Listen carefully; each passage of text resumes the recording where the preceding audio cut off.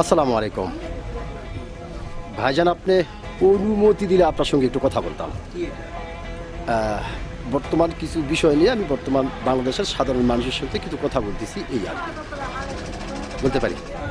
ধন্যবাদ আপনাকে ভাইজান, অসংখ্য ধন্যবাদ কথা বলার সুযোগ করে দেওয়ার জন্য। তো ভাইজান, সর্বপ্রথমে জানতে চাচ্ছি আপনি কেমন আছেন? সবসময় ভালো থাকেন, এখন আল্লাহ পাক আপনাকে ভালো রেখেছে। যাক, আলহামদুলিল্লাহ। তো ভাইজান, আপনার নামটা জানতে পারি? নাম সাইফুল ইসলাম। সাইফুল ইসলাম, সুন্দর একটি নাম আপনার, সুন্দর একটি নাম আপনার। এবং আপনাকে দেখে কিন্তু এবং আপনার নাম শুনে কিন্তু আপনাকে একজন সাহসী মানুষ বলে মনে হচ্ছে যে আপনি একজন সাহসী মানুষ। তো ভাইজান, যেহেতু আপনি বাংলাদেশের একজন সাহসী মানুষ এবং বাংলাদেশের একজন সচেতন নাগরিক, সেক্ষেত্রে এই বিষয়টি আপনার কাছ থেকে জানতে চাচ্ছি যে আমাদের বাংলাদেশে একটি নির্বাচন হতে চলেছে এবং এই নির্বাচনকে ঘিরে বাংলাদেশের বিভিন্ন ধরনের মানুষ বিভিন্ন ধরনের কথা বলছে। কেউ বলছে এই নির্বাচন আওয়ামী লীগ ছাড়া জায়েজ হবে না, আবার কেউ বলছে এই নির্বাচন গণতান্ত্রিকভাবে হতে পারে বা নাও পারে, আবার কেউ বলছে না, এই নির্বাচন গণতান্ত্রিকভাবে হচ্ছে, সুষ্ঠুভাবেই হচ্ছে। তো ভাইজান, আপনি একজন সচেতন নাগরিক এবং বাংলাদেশের একজন সাহসী মানুষ হিসাবে আপনার কাছ থেকে জানতে চাই যে আপনি কোনটা মনে করেন?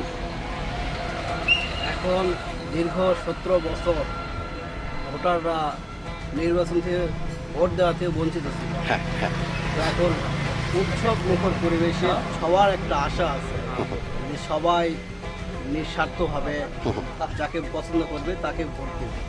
তো এটার প্রয়োজন করতে হলে এখন তো সবাইকে এখন ভোট কেন্দ্রে দিতে হবে। ভোট কেন্দ্র যাওয়া পর্যন্ত যদি যেতে পারে সেক্ষেত্রে তো অবশ্যই ভোট দিতে পারবে।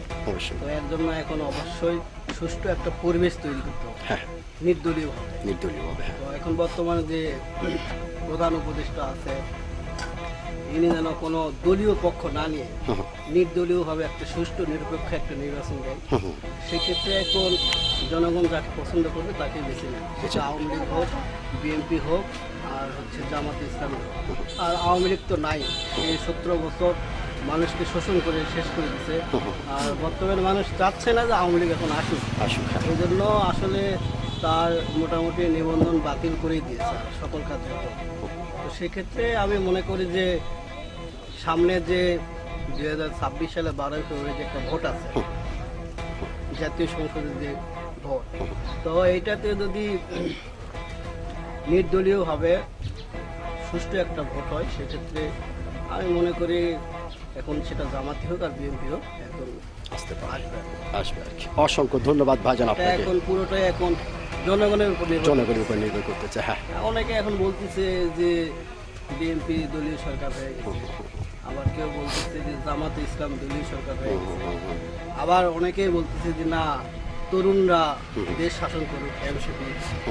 তো এখন এখানে জনগণ যাকে সাপোর্ট করবে সেই দেশের সরকার। অসংখ্য ধন্যবাদ ভাইজান আপনাকে, খুব গুরুত্বপূর্ণ একটি কথা বলেছেন আপনি এবং সাহসিকতার সহিত কথাটি বলেছেন। আমি কিন্তু ভাইজান এই জন্য কিন্তু আপনার নাম শোনার পরে বলেছিলাম যে আপনি একজন সাহসী মানুষ।